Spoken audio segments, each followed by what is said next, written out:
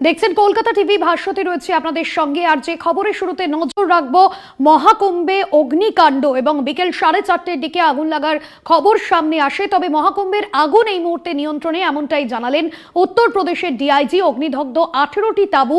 ঘটনাস্থলে গিয়েছে দমকলের 15টি ইঞ্জিন। ঘটনাস্থলে যান উত্তরপ্রদেশের মুখ্যমন্ত্রী যোগী আদিত্যনাথ। গ্যাস সিলিন্ডার বিস্ফোরণ থেকেই আগুন লেগেছে। গীতা প্রেসে 2টি সিলিন্ডার ফেটে প্রথমে আগুন লাগে। ভয়াবহ সেই অগ্নিকাণ্ড ছবি দেখছেন আপনারা কলকাতা টিভির পর্দায়। এবং মহাকুম্ভ মেলা, যে মেলা 12 বছর অন্তর হয় এবং দেশ বিদেশ নানান প্রান্ত থেকে সাধারণ মানুষজন, সন্ন্যাসীরা আসেন এই মেলায়। আর তারই মাঝে অগ্নিকাণ্ডের ঘটনা, যথেষ্টই আতঙ্কিত হয়ে পড়েছেন এই মুহূর্তে পুণ্যার্থীরা। রবিবার বিকেলেই আগুন লাগে কুম্ভ মেলায়। প্রাথমিকভাবে জানা যাচ্ছে যে সিলিন্ডার বিস্ফোরণ থেকেই এই আগুন লেগেছে এবং গোটা এলাকার ছবি আপনাদের সামনে এই মুহূর্তে তুলে ধরছি। আর এই নিয়ে আরো বিস্তারিত জানবো, আমাদের নিউজ রুম থেকে রয়েছেন আমাদের পলিটিক্যাল এডিটর আশিস চট্টোপাধ্যায়। আশিস দা, মহাকুম্ভের আগুন এই মুহূর্তে নিয়ন্ত্রণে, যদিও সাধারণ মানুষজন যারা দূর দূরান্ত থেকে পুণ্যার্থীরা আসেন তারা যথেষ্টই আতঙ্কিত হয়ে পড়েছেন। প্রশাসনিক স্তরে এখনো পর্যন্ত কি ব্যবস্থা নেওয়া হয়েছে আগুন নিয়ন্ত্রণে? দেখো, আগুন নিয়ন্ত্রণে এসেছে বলে সেখানকার ডিআইজি জানিয়েছেন। একটু আগেই তার একটা বিবৃতি আমরা শুনেছি।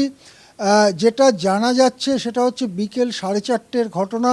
বিকেল 4:30 নাগাদ গীতা প্রেস বলে প্রেস, যারা মূলত গীতা এবং এই ধরনের রামচরিতমানস এবং এই ধরনের বই ছাপে এবং যাদের হেডকোয়ার্টার হচ্ছে যেখানে যোগী আদিত্যনাথেরও হেডকোয়ার্টার, যেখান থেকে তিনি 4বার সাংসদ হয়েছিলেন, সেই গোরক্ষপুরেই গীতা প্রেসের হেডকোয়ার্টার।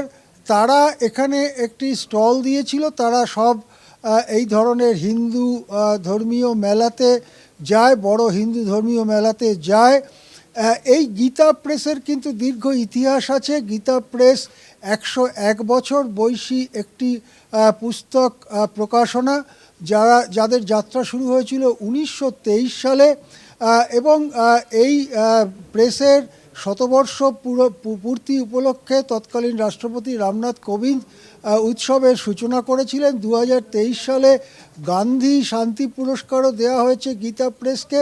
সেই গীতা প্রেস কুম্ভে যে স্টল দিয়েছিল এবং তাঁবু করেছিল, সেখানেই 2টি সিলিন্ডার ব্লাস্ট হয়। 2টি রান্নার গ্যাসের সিলিন্ডার ব্লাস্ট হয়ে মুহূর্তের মধ্যে আগুন ছড়িয়ে পড়ে। ভাস্বতী, তুমি তো জানো যে সিলিন্ডারের মধ্যে গ্যাস তরল অবস্থায় থাকে। যখন রান্নার জন্য সেই গ্যাস বের করা হয় তখন সেটা গ্যাসীয় ফর্মে এসে উনুনে আগুন জ্বালায়। সুতরাং যখন সিলিন্ডার ব্লাস্ট হয় তখন সেই তরল আগুন দ্রুত ছড়িয়ে পড়ে এবং গ্যাসে পরিণত হতে থাকে। ফলে মুহূর্তের মধ্যে বিরাট আকার ধারণ করে রান্নার গ্যাস সিলিন্ডার ব্লাস্ট হলে। সেইটাই এখানে ঘটেছে এবং মুহূর্তের মধ্যে গীতা প্রেসের যে তাঁবু সেটা আগুনে ভস্মীভূত হয় এবং তার চারপাশের তাঁবুগুলোতে আগুন ধরে যায়। রেল ব্রিজের ঠিক নিচেই এই ঘটনা, সুতরাং রেল ব্রিজেরও ক্ষতিগ্রস্ত হবার সম্ভাবনা 12 আনা। যেটা জানা যাচ্ছে যে 18টি তাঁবু পুড়ে ছাই হয়ে গিয়েছে। সামনেই ফায়ার টেন্ডার ছিল, অর্থাৎ দমকলের গাড়ি ছিল। তারা জল ছিটিয়ে, জল দূরের থেকে দিয়ে আগুন নেভাবার চেষ্টা করে। শেষ পর্যন্ত ঘণ্টাখানেকের চেষ্টায় আগুন নিয়ন্ত্রণে, যদিও বিরাট পরিমাণ ধোঁয়া বেরোচ্ছে এবং কোথাও কোথাও আগুনের লেলিহান শিখাও দেখা যাচ্ছে। এখানেই প্রশ্ন উঠছে যে কী ব্যবস্থা নেওয়া হয়েছে, বিশেষ করে রেল ব্রিজের নিচে এবং গীতা প্রেসের মতো বিখ্যাত একটি শতবর্ষ প্রাচীন হিন্দুত্ববাদী বইপত্রের প্রকাশক, তাদের তাঁবুতে এরকম আগুন ধরে গেল এবং আগুনটা এত দ্রুত ছড়িয়ে পড়ল এবং 18টি তাঁবু ভস্মীভূত হয়ে গেল। সুতরাং সেখানকার নিরাপত্তা এবং অগ্নি নির্বাপন ব্যবস্থা সেটা কতখানি দক্ষ ছিল, কি ব্যাপার, সেটা নিয়ে কিন্তু বড়সড় প্রশ্ন উঠছে। আমরা জানি সারা দেশ থেকে পুণ্যার্থীরা এখানে যান এখানে স্নান করবার জন্য, যদিও আজকের দিনটাতে কোনো বিরাট বড় একটা স্নানের লগ্ন ছিল না, সেটা আবার আছে 3 ফেব্রুয়ারি। কিন্তু পুরো সময়টা জুড়েই সেখানে পুণ্যার্থীরা যান। আজকে যেখানে ঘটনা ঘটেছে সেখানে খুব একটা ভিড় ছিল বলে মনে হচ্ছে না, সেই জন্যে মানুষের হতাহত হওয়ার খবর নেই। ভিড় থাকলে যেটা একদমই সাধারণত হয় আশিস যে দা, এবং সেই দৌড়দৌড়ি জায়গা থেকে যেখানে মেলা প্রাঙ্গণে দৌড়দৌড়ি এত করে মানুষ এবং দূর পদপিষ্ট দূরান্ত থেকে আসেন, পুণ্যার্থীরা আসেন, সে জায়গায় নিরাপত্তা ব্যবস্থা নিয়ে প্রশ্ন থাকছে। আসবো আপনার কাছে, তবে সঙ্গে থাকুন। এই মুহূর্তে উত্তরপ্রদেশের ডিআইজি কি বলেছেন শোনাবো আপনাদের।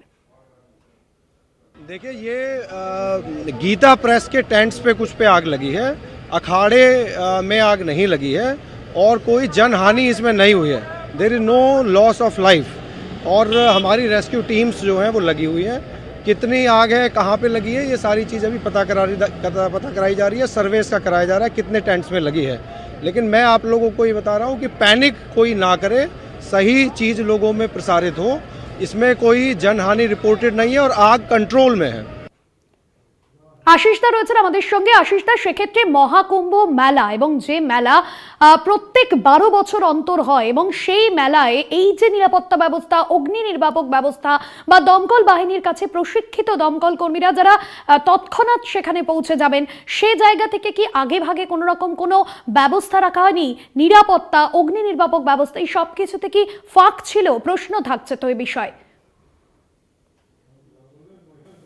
সিলিন্ডার এর পেছনে কোনো পরিকল্পিত উদ্যোগ আছে কিনা, তারপরে যখন সিলিন্ডার ব্লাস্ট হলো, আগুন দেখা গেল, তখন রেল ব্রিজের কাছে, রেল ব্রিজের নিচে যেহেতু ঘটনা ঘটেছে, সেখানে অনেক ফায়ার টেন্ডার থাকার কথা, দমকলের গাড়ি থাকার কথা এবং মুহূর্তের মধ্যে তাদের কাজ শুরু করে দেবার কথা। কিন্তু যতটুকু আমরা জানতে পারছি সেটা হচ্ছে জল ছিটিয়ে, ওয়াটার জেট জল ছিটিয়ে দূর থেকে আগুন নিয়ন্ত্রণে আনবার চেষ্টা করা হয়। অন্য কোনোভাবে বিভিন্ন কেমিক্যাল ছড়িয়ে আজকাল চারপাশের জায়গাটাকে স্যানিটাইজ করা হয় যাতে আগুন ছড়িয়ে না পড়ে, সেরকম কোনো ব্যবস্থা নেওয়া হয়েছে বলে মনে হচ্ছে না। সুতরাং যতখানি পুড়ে যাওয়ার ছিল সেই সমস্তটাই পুড়ে যাওয়ার পরে যখন আর ছড়িয়ে পড়ার মতো তাঁবু পায়নি, তখনই সেই আগুনটা নিয়ন্ত্রণে এসেছে।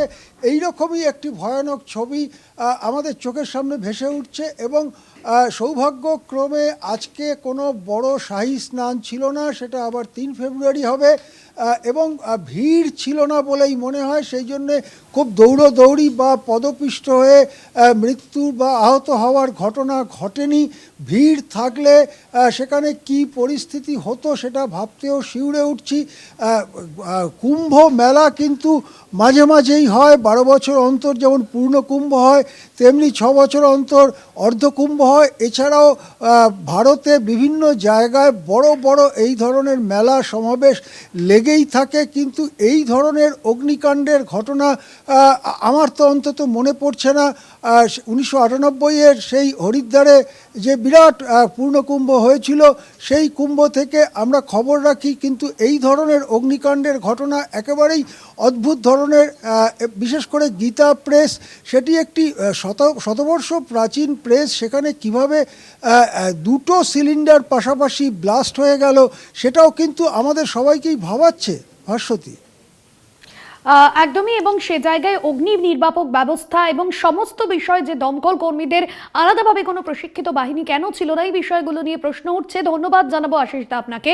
সরাসরি ছিলেন আমাদের নিউজ রুম থেকে আমাদের পলিটিক্যাল এডিটর আশিস চট্টোপাধ্যায়। তবে মহাকুম্ভের আগুন এই মুহূর্তে নিয়ন্ত্রণে এসেছে, তবে অগ্নি নির্বাপক ব্যবস্থা নিয়ে কিন্তু ইতিমধ্যেই প্রশ্ন উঠছে। কারণ রবিবার অগ্নিকাণ্ডের খবর সামনে আসার পরেই সেখানে দমকল কর্মীদের বিশেষ বাইক পৌঁছয়। তবে প্রাথমিকভাবে এই দমকল কর্মীরাই আগুন নেভানোর কাজ শুরু করেন। তবে এই যে এত প্রাচীন মহাকুম্ভ মেলা, যার আলাদা ঐতিহ্য রয়েছে এবং যেখানে দেশ বিদেশের বহু মানুষ সন্ন্যাসীরা এই মেলায় আসেন পুণ্যার্থে, বহু পুণ্যার্থীরা তারা জড়ো হন, সেখানে কিভাবে আগে থেকে কোনো রকম কোনো বিশেষ ব্যবস্থা রাখা হয়নি আগুন নিয়ন্ত্রণে, বা অগ্নি নির্বাপক ব্যবস্থা কেন ছিল না, এই সমস্ত বিষয় নিয়ে কিন্তু ইতিমধ্যেই প্রশ্ন উঠছে।